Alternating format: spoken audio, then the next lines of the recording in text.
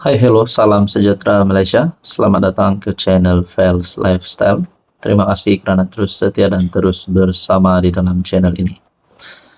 Saudara-saudara, tuan-tuan dan puan, ada satu kejutan untuk seluruh rakyat Malaysia, di mana mata-mata netizen sangat tajam untuk menyedari ataupun biasalah zaman sekarang moden, sikit-sikit viral, sikit-sikit viral. Terbaru adalah berkaitan dengan kesilapan jalur gemilang yang terbaru. Tiba-tiba nama menteri dalam kabinet pimpinan Anwar Ibrahim disebut. Zaid soal adakah menteri akan kena tangkap? Tajuddin harap tidak. Adakah perkara ini boleh membuatkan menteri yang terlibat disaman ataupun dipecat dan lebih teruk lagi kena tangkap? Nah, menurut artikel ini, Zaid Ibrahim mempersoalkan jika Menteri Pendidikan Fadlina Sidek akan berdepan tindakan polis berhubung kesilapan jalur gemilang yang terbaru.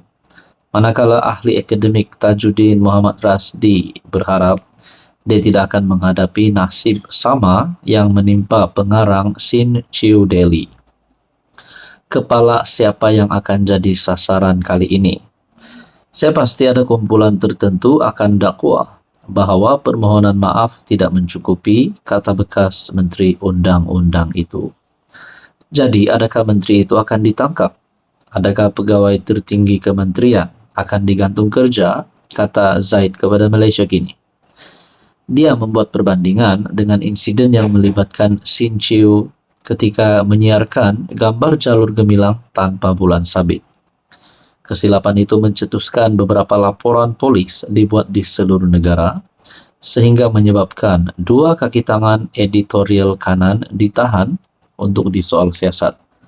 PM Anwar juga menekankan betapa seriusnya kesilapan itu, tetapi mengingatkan semua pihak agar tidak bertindak balas berlebihan.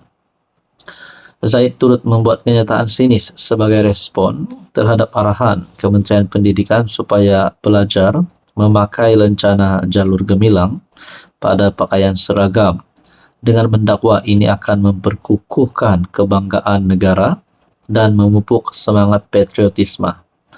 Dia seterusnya mencadangkan agar lencana itu juga perlu dipakai oleh Fadlina dan kaki tangan kementeriannya. Ini mungkin membantu mereka mengingati rupa sebenar jalur gemilang dan mengelakkan kesilapan masa depan, katanya sinis.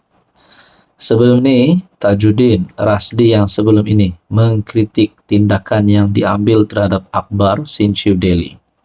Berkata dia berharap menteri itu tidak akan ditimpa nasib yang sama. Saudara-saudara yang saya hormati, berkaitan dengan ini, Anda rasa apa yang akan berlaku terhadap Kementerian Pendidikan, terutamanya menteri yang memegang platform itu? Itulah persoalannya, sama ada dikuburkan, dipecat, digantung, ataupun menurut soalan ini, adakah menteri akan kena tangkap? Tuan-tuan, apa komen Anda? Hai, hello, salam sejahtera Malaysia. Selamat datang ke channel Fels Lifestyle. Terima kasih kerana terus setia dan terus bersama di dalam channel ini.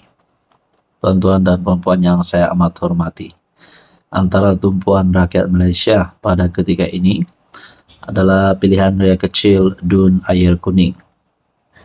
Antara dua calon yang menjadi tumpuan adalah calon daripada Kerajaan Perpaduan, calon Barisan Nasional, dan juga calon daripada Kepimpinan Pembangkang, calon daripada Parti PAS.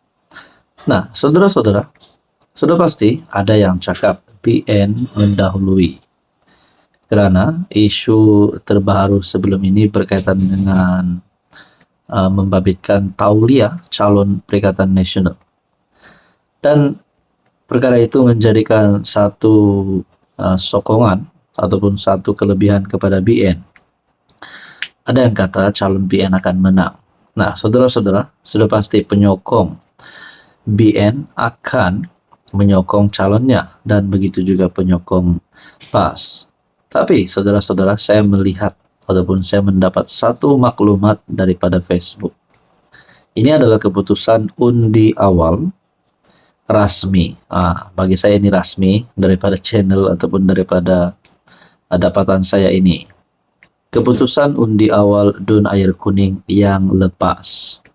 PH 146 undi, PN 530 undi, PRM 3 dan Muda 8. Manakala yang terkini pula PHBN 592, manakala PN 156 dan PSM 1 undi.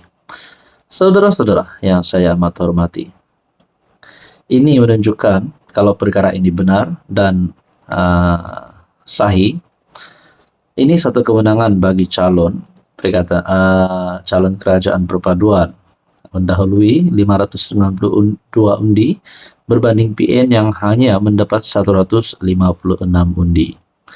Jadi saudara-saudara, kalau benarlah keputusan ini, kalau kita tengok daripada keputusan PRK yang lepas, di mana PN memperoleh 530 undi dan yang terkini jatuh sehingga tinggal 156 undi, ini bermakna ada peralihan pengundi di sini.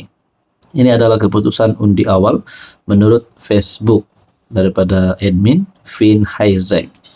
Saya tidak pasti ini benar atau tidak, tapi mungkin kalau perkara ini benar, satu kekalahan untuk Perikatan Nasional.